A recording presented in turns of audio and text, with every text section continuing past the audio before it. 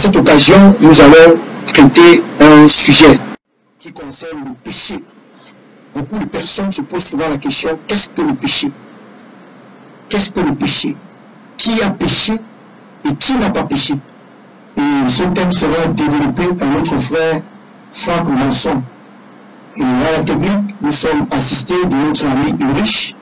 Et dans ce studio, je suis accompagné de mon frère Gilles Fabrice, qui va nous aider dans la lecture, et aussi de celui-là qui va nous conduire aujourd'hui dans cet enseignement, le frère Franck Manson. Nous rentrerons dans notre thème, le sujet que nous avons abordé, sujet extrêmement, je saurais dire complexe, mais qui nécessite, personnellement, je le crois, une grande intelligence pour le pénétrer.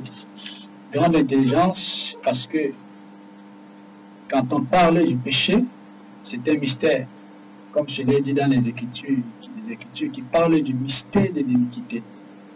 Et aussi notre maître l'a clairement annoncé quand il parlait aux disciples quant à ce qui concerne le péché. En fait, c'est quoi le péché? Pendant que frère nous préparera le passage de Jean chapitre 16, à partir du verset 8, je rappellerai aux auditeurs que le péché, en quelque sorte, quand nous pouvons aussi parler de l'énergie cosmique. Donc, nous pourrons utiliser les termes comme étant aussi comme le principe du désordre. Nous pourrons aussi utiliser des termes comme le principe de l'erreur ou alors le principe de la faute. En fait, c'est ça le péché. Donc, comme nous le disions tantôt que le mystère de l'iniquité, il est grand. Et cela a été dit dans les écrits et c'est pourquoi le Messie, la fonction visible du Créateur, l'émanation du Créateur, la fonction visible du Créateur dit aux disciples qu'il faudrait qu'ils soient habités par l'intelligence qui vient d'en haut. C'est-à-dire pour pénétrer ce qu'est le mystère du péché. Alors, ce qu'est le principe de l'erreur ou le principe de la faute. Il annonce clairement aux disciples principe qui détecte d'une puissance, mais quand nous parlons de la puissance ici, ce n'est pas par rapport au Créateur, mais puissance par rapport à toutes les créatures. Et de par la position, ou alors de par ce qu'est, c'est-à-dire il a reçu du Créateur. Donc nous allons lire le livre de Jean chapitre 16 à partir du verset 7. Ok. Nous lisons dans la version Chouraki. Jean chapitre 16 à partir du verset 7.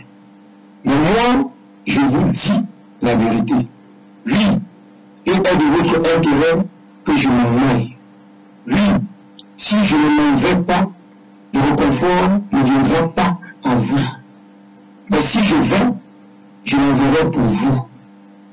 Quand il viendra, il confondra l'univers à propos de faute, à propos de justice, à propos de jugement, à propos de faute, car il n'adhère pas à moi, à propos de justice, car je vais vers le Père, et vous ne me contemplerez plus. À propos de jugement, car la tête de cet univers est jugée. J'ai encore beaucoup à vous dire. Voilà. Donc ici, nous disons c'est le Messie qui parle. Et quand on parle de Messie, il disait, celui qui me voit a vu mon Père. Les paroles que vous entendez, c'est mon Père qui parle au travers de moi. Et le Créateur, nous convenons tous qu'il est l'intelligence absolue, par définition. Donc, ce qui fait que non seulement le Messie s'adresse à ses disciples, mais parlant de l'intelligence qu'ils recevront, il s'adresse ici à ses disciples. C'est-à-dire ceux dont le Messie pénétrant l'univers, comme les Écritures disent que quand le Messie pénètre l'univers, il savait qui allait croire et qui n'allait pas croire. il s'agresse donc à cela, comme il annonce dans Jean 17.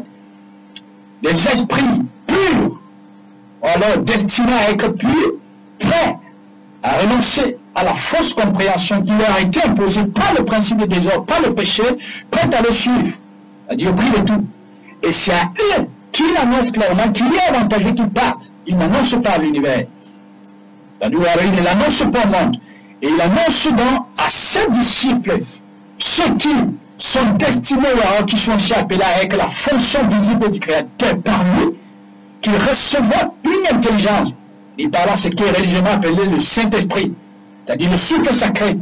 Et il dit que le souffle sacré, alors le Saint-Esprit, convaincra le monde, confondra le monde. C'est-à-dire, j'aime bien la version Chouraki, il dit confondra le monde.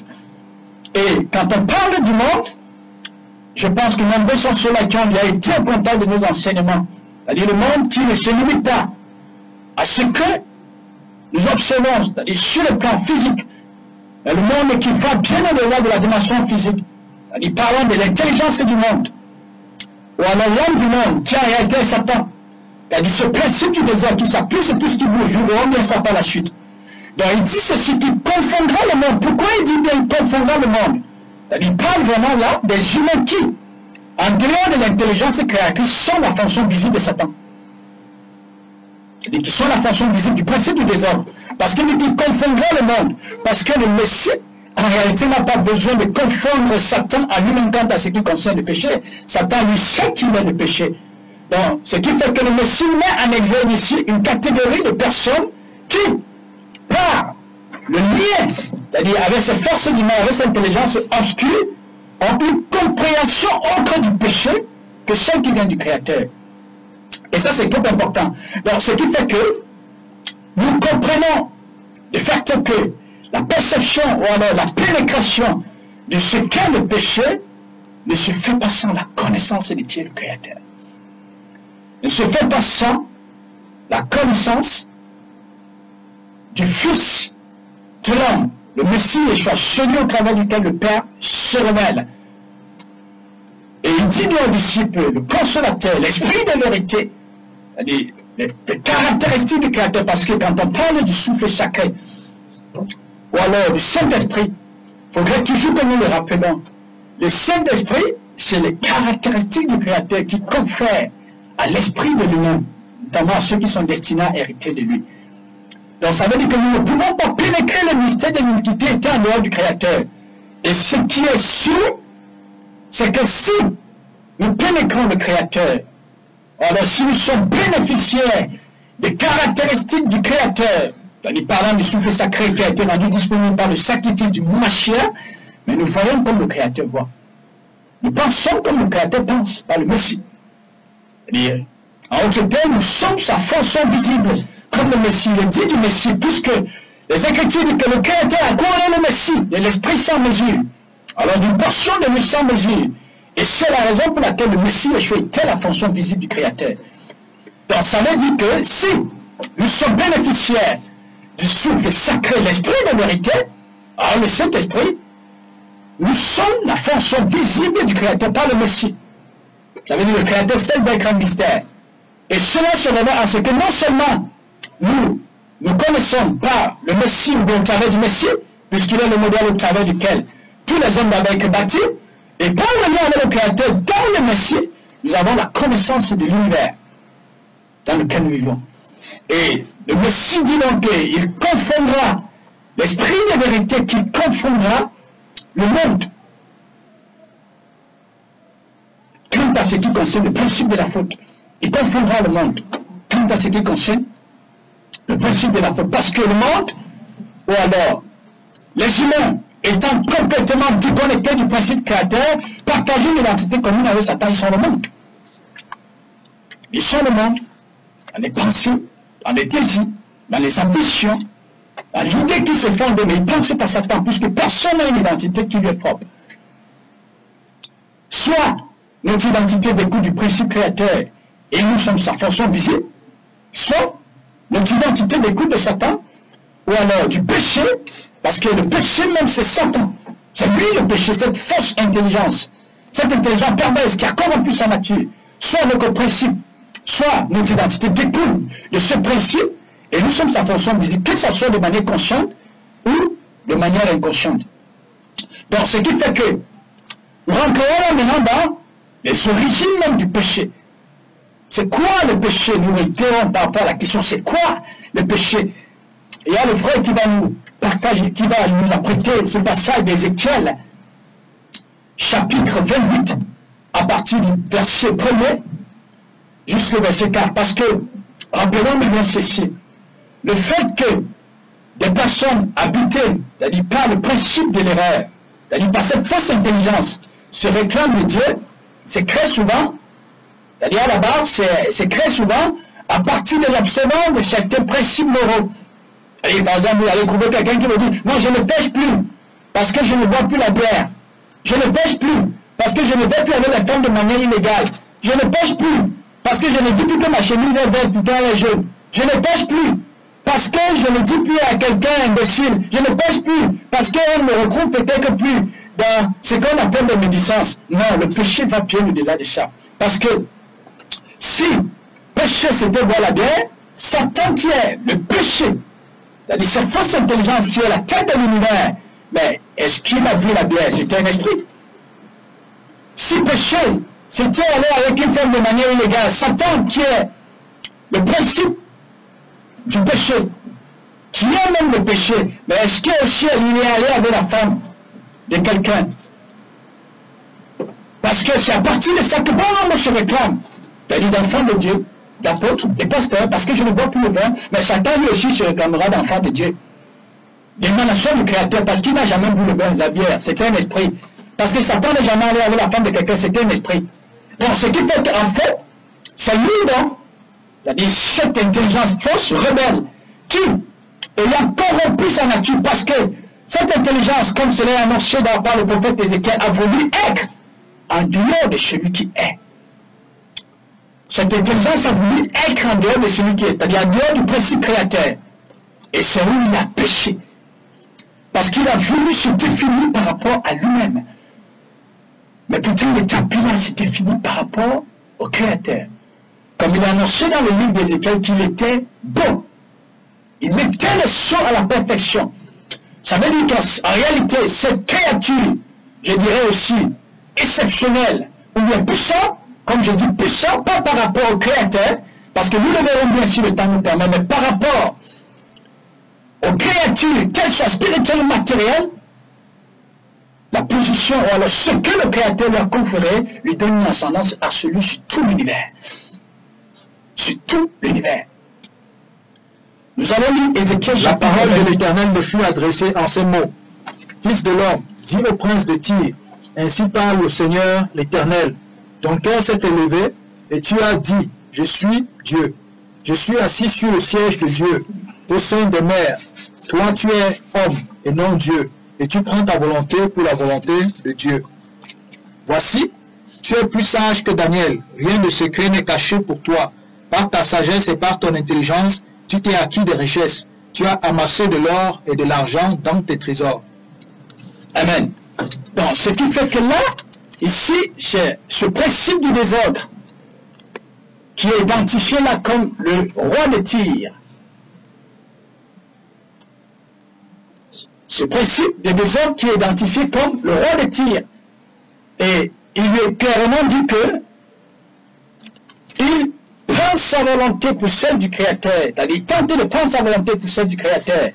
Parce que, ayant corrompu sa nature, ce principe a été incité de la sphère du Créateur. Et c'est la raison pour laquelle ça renvoie à cette image, parce que nous verrons bien comment est-ce que ce principe a pénétré les humains. Comment est-ce que ce principe a pénétré non seulement les humains, mais tous les composants, il a corrompu tous les composants matériels.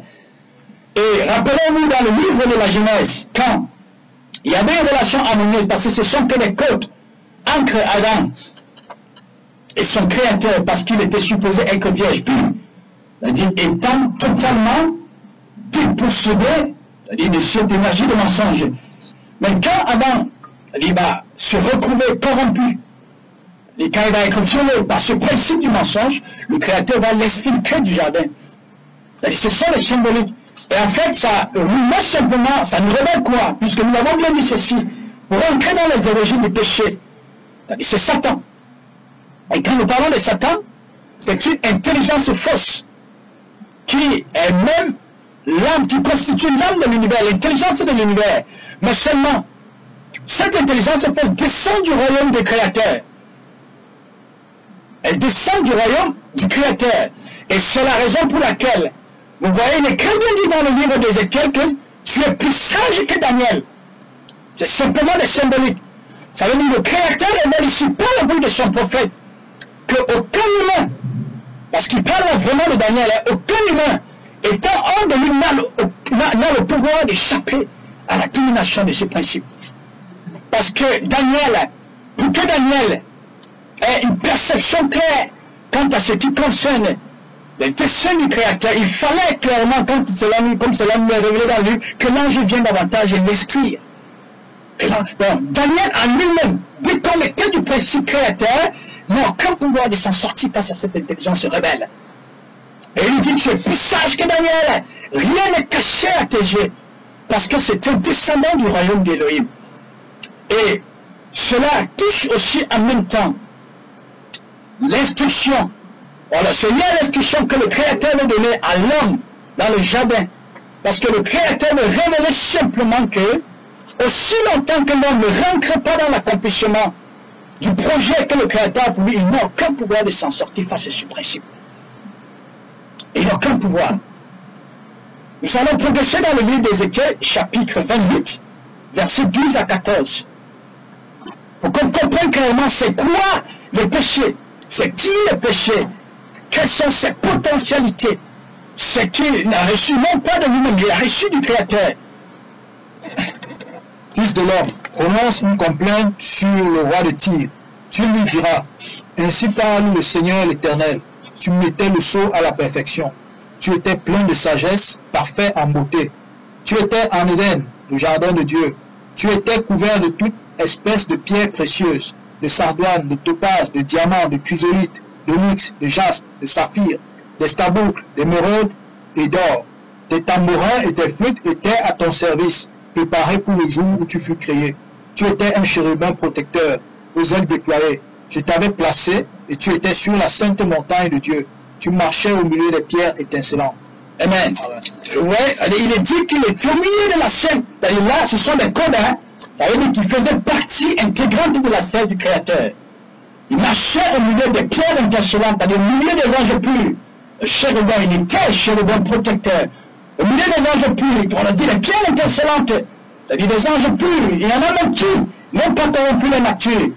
Et c'est ça, en réalité, c'est-à-dire qui fait la force, la puissance de cette créature.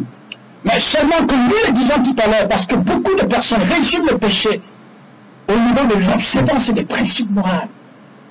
Rappelons-nous, et cette image, je pense que c'est dans le chapitre 17, le monsieur dont il a dit qu'il avait beaucoup de ressources, et qui, percevant la gloire du Créateur, se déployait au travers du Messie Yeshua, qui va se rendre compte qu'il est nu. Il va dire, bon, mais que faut-il faire pour avoir la vie éternelle? Mais le Messie lui dira, tu honoreras ton père et ta mère, il dira que je l'ai fait.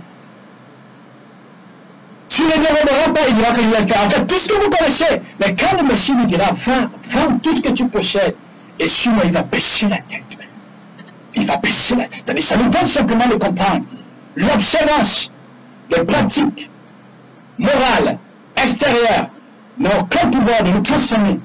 Eh bien, les pratiques à partir desquelles nous nous réclamons d'enfants de Dieu, à partir desquelles nous nous réclamons d'apôtres, de pasteurs et le reste, que là nous ne péchons plus. Mais je vous dis, mon frère, en réalité, ces pratiques morales ont été faites par Satan pour voiler la nature de l'homme, pour voiler l'identité pécheresse de l'humain. Et c'est pourquoi l'apôtre Paul disait qu'à la période finale de l'histoire, les hommes seront fanfarons, égoïstes, amis de l'argent, ennemis des gens de bien, rebelles, calomniateurs, mais ils auront les pratiques extérieures de la foi. Mais rien ce qui nous fait la force. Ça veut dire que on se sert de la morale pour voiler notre identité. Et nous disons bien, la morale n'a jamais changé personne. Puisque si la morale avait eu le pouvoir de transformer le monsieur qui s'est approché par le Messie, disant qu'il voulait la vie, disant, bon, mais que faut-il faire pour avoir la vie? ce monsieur aurait eu le pouvoir de suivre le Mashiach. Il aurait eu le pouvoir de lier son sort à celui du Messie. Mais seulement puisqu'il ne comprenait pas le péché, il ne comprenait pas Satan, c'est-à-dire pas le principe du mensonge, qui lui imposait une fausse compréhension de qui il était. Il est convaincu qu'il est la chair au détriment de l'esprit. Il est convaincu qu'il est la chair au détriment de l'esprit. Et c'est pourquoi il a de la peine à se séparer de ce qu'il croit être véritablement son Dieu. Mais rappelons-nous ceci, comme nous le disions, la matière même n'a aucun pouvoir de tirer aucun humain parce que l'homme est esprit. Ça veut dire que tout simplement, si monsieur se reconnaissait plus en Satan derrière la matière que dans le Créateur au travers de son machin. C'est trop important. C'est ça, le mystère de l'iniquité. Et c'est pourquoi il est dit, dans le livre de Romains chapitre 5, à partir du verset 12 jusqu'à 14, que par un seul homme, le péché est ancré dans l'univers et la mort a régné, même sur ceux qui n'avaient pas péché. C'est-à-dire, par un seul, le principe de l'univers est ancré dans l'univers. Parce que, comme nous le disons, quand vous rentrez dans le livre de la Genèse, au premier chapitre de la Genèse, vous verrez que tous les éléments de l'univers ont été tirés dans l'univers. Tous les éléments de l'univers ont été tirés de l'univers, excepté ce principe. Parce que avant même que l'univers ne soit organisé par le Créateur au travers de sa parole, le Mashiach, ce principe existait.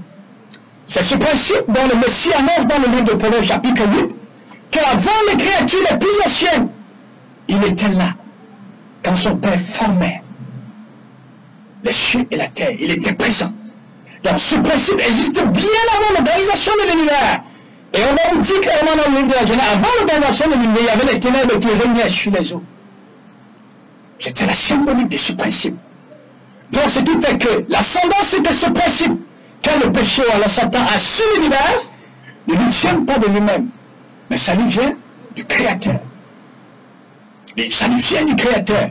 Parce qu'en fait, cette puissance, cette intelligence, même si elle a été corrompue, mais simplement nous donne une idée de ce qu'est la puissance du Créateur. De ce qu'est la puissance du Créateur, comme quelqu'un me dit souvent, qu'on reconnaît un architecte à partir de son ouvrage. Il est dit donc, de ce principe de désordre qui mettait le soin à la perfection. Donc, ayant une ascendant absolu sur tous les éléments de l'univers, il a le pouvoir de manipuler les éléments de l'univers. Et ce n'est pas simplement les hommes qui souffrent non, de la domination de ce principe de péché, mais nous disons tout l'univers en souffre. Tout l'univers, et nous allons le voir.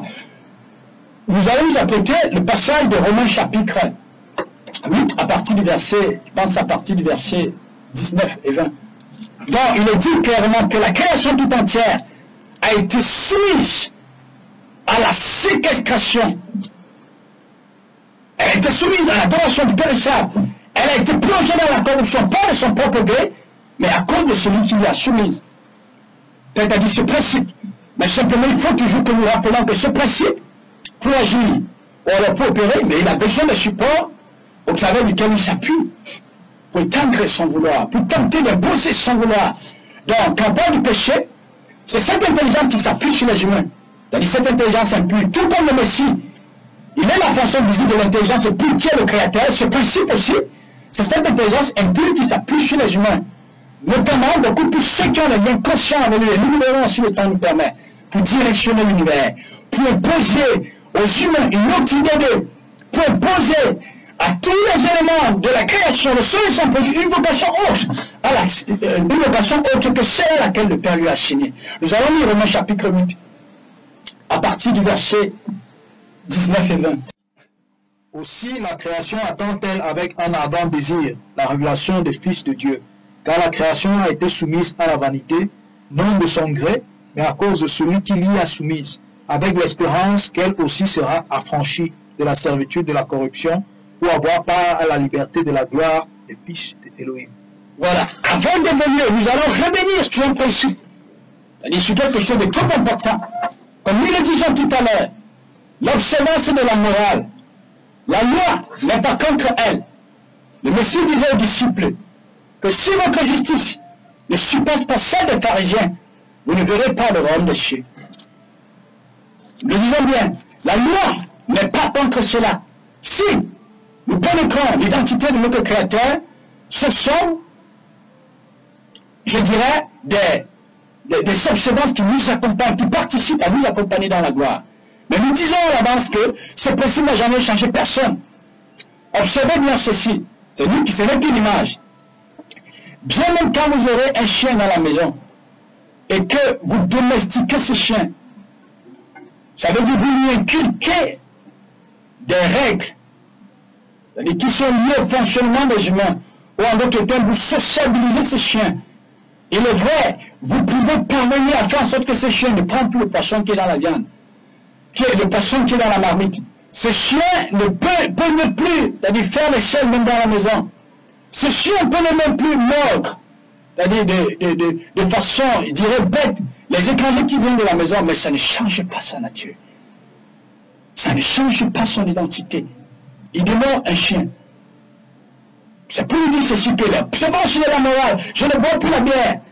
Je ne bois plus avec les femmes. Je ne dis plus que ma chemise est verte, pourtant elle est jaune. Je ne dis plus que non, je vais aller à Douala, pourtant je suis en train d'aller à Limbé. L'observant de ces choses, vous disons, la loi n'est pas contre ces choses, mais elle n'a aucun pouvoir de transformation. Elle n'a pas le pouvoir de nous transformer. Et nous revenons dans le passage que nous avons lu tout à l'heure, la Romains 8, où il a dit que la création tout entière a été soumise à l'adoration du péréchable. Parce que ce principe de l'erreur, qui est un descendant du royaume d'Élohim, ayant corrompu sa sphère, et étant expliqué de la sphère de l'univers, est venu fondre dans l'univers. Ça veut dire que c'est ce principe qui s'appuie sur la mer pour détruire. La mer en elle-même n'a pas le pouvoir de détruire. C'est ce principe qui s'appuie sur le soleil pour détruire. Le soleil en lui-même n'a pas le pouvoir de détruire. Croyez-vous que Elohim est si méchant pour créer le soleil, pour que quand vous marchez sur le soleil vous consume? Ou alors le soleil vous donne des maladies? Non, c'est ce principe qui s'appuie sur le soleil pour détruire. Ça veut dire que ce principe a fait du soleil une arme entre ses mains. Ce principe a le pouvoir de faire de la mer une arme. Quand vous entendez qu'une ville a été décimée par la mer, c'est ce principe qui s'appuie sur la mer pour décimer les villes. C'est ce principe qui s'appuie sur les vents pour décimer les villes. C'est ce principe qui s'appuie sur les bêtes pour décimer les autres bêtes. Parce que le Créateur n'avait pas prévu que les bêtes devaient se manger entre elles. C'est ce principe qui s'appuie sur les humains pour se décimer les uns les autres. La haine, la rivalité, la cupidité, les jalousies. Et nous disons bien, c'est ce principe qui, étant l'intelligence de l'univers, c'est ce principe qui est à la base de l'organisation sociale. C'est ce principe qui est à la base des politiques des sports. C'est ce principe qui est à la base des politiques de l'éducation. C'est ce principe qui est à la base des guerres. Et rappelons-nous bien ceci, la motivation, ce principe imposant dans la motivation aux humains, par tout ce que nous oublions, nous appelons l'ange, nous invoquons la mort. Les populations invoquent la mort. Quand les États-Unis sont motivés, parce que nous parlons des États-Unis, les États-Unis c'est un esprit, mais qui a besoin de s'appuyer sur les composantes matérielles, institutions, hommes et le reste. Et c'est ce principe qui constitue même le socle de l'identité des États-Unis et des nations dites puissantes. Quand les États-Unis sont motivés par le désir d'avoir le pétrole, ils invoquent la mort. C'est pourquoi les Irakiens peuvent être détruits. C'est ce principe qui invoque, c'est ce principe qui est à la base des guerres. Quand les motivations s'inspirent de seulement autre que le Créateur, la mort est invoquée. La mort est invoquée. Et vous allez bien l'observer. Quand vous êtes motivé au quotidien d'avoir de l'argent, vous invoquez la mort. Vous invoquez la mort. Quand quelqu'un commence à poser les fondations, il est habité d'une notion effroyable. Il y a une énergie qui est invoquée. Une énergie effroyable. Effroyable. Qui est invoquée. C'est ce principe qui est à la base, comme les gens de l'organisation sociale. Parce que comprenons bien ceci. Pour le Créateur Elohim, l'homme c'est l'esprit dans le corps. Et cet esprit qui est dans une enveloppe, quel corps est destiné à revêtir les caractéristiques du Créateur. C'est ça son héritage, afin d'en sa fonction visible. Quand nous disons bien que c'est ce principe qui est à la base de l'organisation sociale. L'organisation sociale répond à un besoin. C'est une réflexion que je pose aux auditeurs, ceux qui nous entendent. L'organisation sociale répond à un besoin. Est-ce au besoin de l'esprit ou au besoin de la chair? Bien entendu, l'organisation sociale répond aux besoins de la chair. Parce que l'objectif de ce principe, au travers de ceux qui ont les liens conscients avec l'impie, c'est de cultiver, de bâtir dans les humains la rébellion vis-à-vis du Créateur. Les humains étant convaincus qu'ils sont chers, quand le Créateur leur propose le salut, par la révélation de leur héritage au travers de ses fils, les humains vont se glisser contre le Créateur. Comme ils ont dit, de crucifier le Machia et de libérer Barnabas. C'est où nous sommes en train d'aller. Soyez sûrs, les événements confirmeront dans quelques temps ce que nous sommes en train d'annoncer. Parce que nous croyons que notre Père, il est souverain. Il a la maîtrise parfaite de toutes choses. C'est ce principe qui a animé Caïn et t'a motivé par le désir d'être plus grand que son frère, a invoqué la mort en Caïn. Et Caïn a décimé Abel. C'est ce principe qui a animé des personnes comme Saül. Et Saül, animé, ayant une motivation impure, parce que lui voulait régner sur Israël, parce que c'est Elohim qui appelait à régner sur Israël, et va invoquer la mort et Saül va chercher à décimer David. C'est ce principe qui a animé les personnes comme Nimrod, et ils ont été des instruments entre les mains de la mort. C'est ce principe qui a animé les personnes comme les pharaons.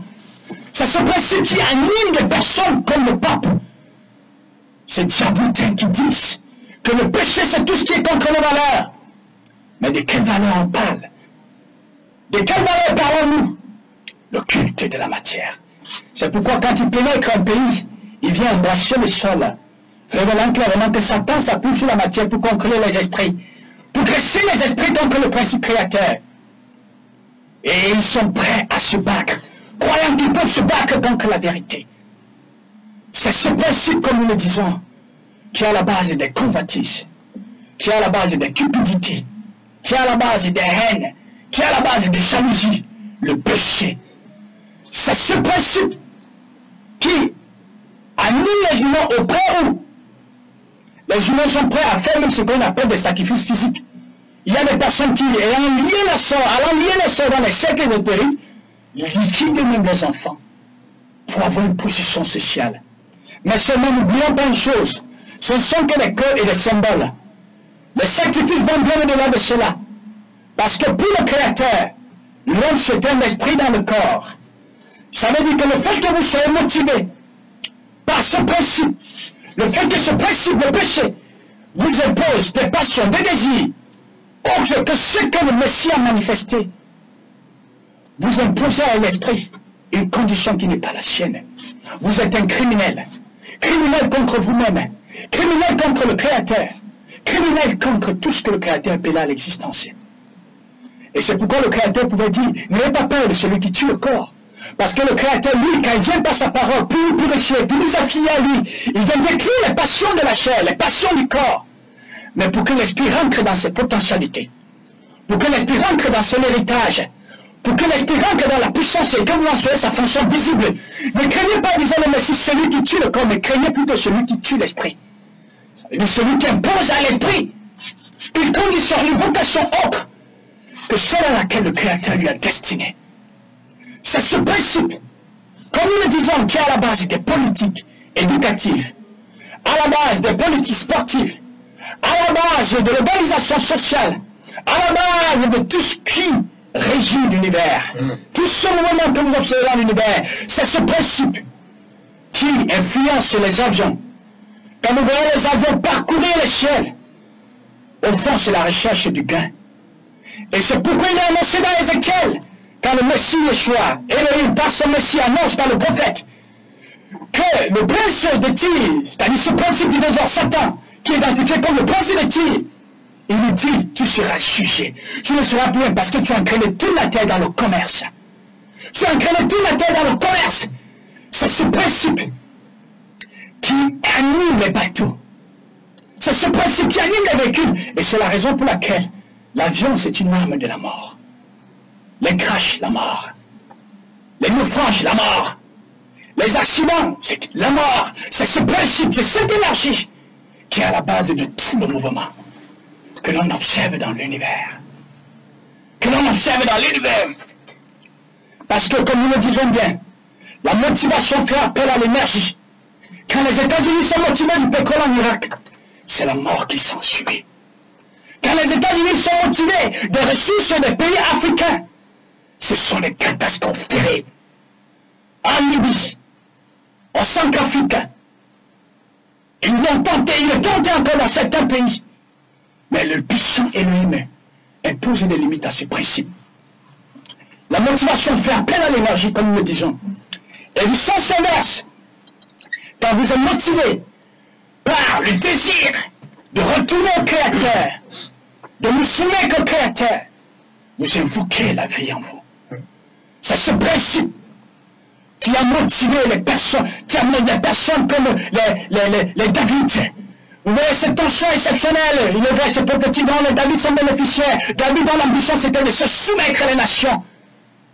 Il invoquait la vie en lui. Ce principe, la motivation, fait appel à l'énergie. Il invoquait la vie en lui. Il invoquait le principe de vie. Il invoquait le principe de vie. Et Shaddai, qui se révèle par sa parole.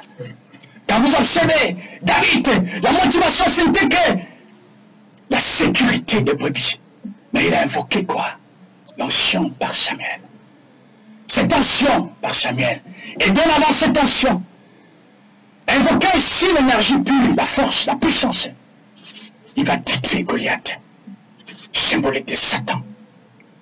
Quand vous voyez des personnes comme Jacob, motivées par le désir de plaire au Créateur, il va invoquer la bénédiction. La motivation fait appel à l'énergie. Mais elle perd qu'une énergie pure, comme elle perd qu'une énergie impure. Et quand votre motivation est pure, vous invoquez la vie dans vos désirs, dans vos passions, dans vos aspirations. Et c'est ça qui était à la base de la transformation du Messie. La puissance du Messie. Il a dit que le Messie a vécu sans péché. Parce que pas un seul instant, le Messie n'a été soumis à cette énergie. Pas un seul instant.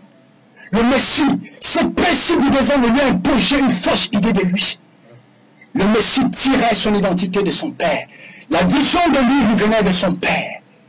Et ce principe du désordre ne pouvait pas lui imposer une idée haute. La motivation fait appel à l'énergie. Si vous êtes motivé, nous disons au quotidien d'avoir les éléments de l'univers, vous invoquez la mort. C'est pourquoi les gens deviennent de plus en plus méchants. C'est pourquoi les gens deviennent de plus en plus stupides. C'est pourquoi les gens deviennent de plus en plus malsains, impurs. Parce que les motivations sont autres que le principe de vie. Et ce qui est contraire à la vie, c'est la mort. La mort est invoquée. Mais pour les fils du royaume, la motivation au quotidien, c'est d'être conforme au Père. C'est d'être conforme au Créateur par son Messie. Et c'est la vie qui est invoquée. Et il rentre dans la puissance. Ce sont des esprits qui rentrent dans la pureté. Ce sont des esprits qui rentrent dans la force. Oui, parce que ce sont les esprits qui sortent de la prostitution. Parce que comme nous le disons bien, rappelez-vous dans Romains chapitre 2, où l'apôtre Paul s'agressait à ces pharisiens qui se prétendaient pour docteurs de la loi. Il leur disait clairement que, conducteurs aveugles, vous qui dit enseigner aux autres de ne pas commettre l'adultère, mais vous commettez l'adultère. Parce que pour l'apôtre Paul, tirant son identité avec le Créateur, il a une claire perception de qui est l'humain. L'humain, c'est l'esprit dans le corps, destiné à être épouse du Créateur, par le Machia. Aussi longtemps que cet humain est habité par des passions et des désirs hauts qu'il est dans l'adultère. Et c'est pourquoi l'apôtre Paul pouvait dire, vous enseignez qu'il ne faut pas commettre l'adultère, mais vous le commettez. Vous enseignez qu'il ne faut pas dérober, mais vous dérobez. Parce que c'est quoi le vol? Si vous limitez le vol au simple fait de vous accaparer de ce qui, à la base, ne vous appartient pas, ça veut dire que le Messie est un voleur. Rappelez-vous du Mashiach, qui, voulant faire son enquête triomphale à Jérusalem, va demander qu'on aille lui apporter un homme sur lequel personne n'est jamais monté. Et il dira, si le propriétaire vous pose la question, où allez-vous avec cet homme? Vous lui direz, le mec en a besoin. Le Messie avait-il volé? Non, le vol, c'est le simple fait que non seulement nous jouissons des éléments de l'univers, de l'argent et le reste étant dans la désobéissance. Parce que les éléments de l'univers, il est dit que tout a été appelé par le Fils et pour le Fils pour participer à ce que le Fils s'accomplit dans la vie. Ça veut dire même Satan, bien sûr, et tous les éléments de l'univers, mais aussi longtemps que vous avez une compréhension qui dépend des démons, ça veut dire que vous utilisez les éléments de l'univers pour satisfaire vos passions. C'est pourquoi les gens veulent de l'argent pour se construire des maisons. On veut l'argent pour s'acheter des voitures, pour s'acheter des jets privés, pour imposer son vouloir, que ce soit dans les institutions et les familles. Ça veut dire que la création, les éléments de l'univers, au lieu de servir, au lieu de participer à ce que les esprits s'élèvent dans la vie, une vocation au que leur imposée. C'est la raison pour laquelle dans le livre d'Ésaïe, quand il est annoncé, quand cette énergie malsaine, ce principe des odeurs sera confiné, même les arbres disent, le bûcheron qui nous coupait est tombé. Parce que même le soleil, les arbres, la mer, n'est pas fier de la condition qui lui est imposée par le principe du désordre, mais imposée au travers de qui? Au travers des humains. Donc nous disons bien que les fils du royaume, ce sont des personnes dont les motivations sont uniques, les ambitions sont uniques, les aspirations sont uniques, et ils invoquent la vie. Ce sont des esprits purs, ce sont des esprits purs, des chevaux de bataille au travers duquel le Messie s'assoit, comme il s'est assis sur la main, il dira bien, vous verrez avant que personne n'est jamais monté.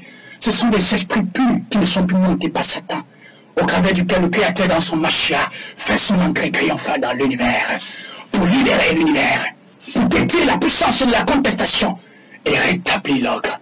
Et rétablir l'ordre par son Mashiach. Et rétablir l'ordre par son Mashiach. Donc ce que vous avez autrefois appelé péché, n'a rien à y voir avec le péché.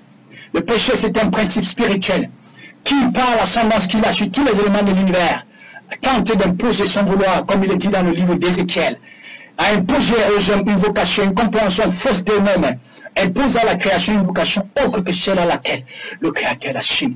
Mais doit se rendre à la verre parce qu'il vient dans son Mashiach pour se ramener toutes choses. Et l'homme est ainsi dans le Mashiach, ramenant l'univers tout entier. Le péché, c'est quoi le péché? Le péché qui nous enveloppe si facilement. Et nous disons que c'est un principe. Le principe de la faute. Le principe de l'erreur. Qui ayant corrompu sa nature, a été extrait de la sphère d'Élohim. Et de par ce qui lui a été conféré par le Créateur, il a une ascendance absolue sur toute la création, sur tout l'univers, constituant même l'âme de l'univers, l'intelligence de l'univers, cette intelligence qui régit la nation. C'est ce principe, comme nous le disons, qui est à la base du mouvement immigratoire. Parce que le monde, ou alors les humains partagent une identité commune avec Satan, sont convaincus que le bonheur se trouve en Occident. Et puisque la construction, le progrès scientifique et le progrès scientifique, le développement scientifique et technologique, c'est ce principe qui en est à la base. Et les humains vont partager une identité commune avec elle, beaucoup plus par exemple ici en Afrique. Les gens sont sûrs que le bonheur se trouve en Europe, parce qu'ils sont trompés par ce principe. Parce qu'ils comprennent par ce principe. C'est ce principe qui est à la base du mouvement immigratoire. Tout le monde veut s'en aller pour la résolution des conditions matérielles. Et c'est ce même principe qui est à la base de ce qu'on appelle l'exode rural. Il est dit de l'exode rural, c'est le déplacement des populations, des villages ou alors des zones enclavées vers les villes pour la recherche de meilleures conditions, pour l'amélioration des conditions matérielles. C'est ce principe qui en est à la base, mes amis. Parce que les humains sont convaincus qu'ils sont chers. Et que ce dont ils ont fondamentalement besoin, c'est tout ce qui brille. C'est tout ce qui brille. Comme nous le disons tout à l'heure, quand vous êtes ainsi motivé, vous faites appel à la mort. C'est pourquoi quand quelqu'un qui se réclame, le pasteur, est motivé par l'argent, on va mettre une communauté sur pied. Payer les dîmes, payer les offrandes. Les fidèles sont oppressés. Les fidèles sont oppressés. On impose aux fidèles des fardeaux. Comme disait le Messie, vous mettez les fardeaux sur les épaules des personnes alors que vous-même, vous n'êtes pas capable de porter ces fardeaux. C'est ce principe qui est à la base de tout le désordre qu'on observe dans l'univers. Les guerres, les haines, les compétitions, les rivalités. C'est ce principe, le principe du désordre. Lui qui ayant corrompu sa nature, a corrompu toute la création, il est vrai par la voix de l'homme. De l'humain, je veux dire. De l'humain. Que le Seigneur vous comble de ces caractéristiques.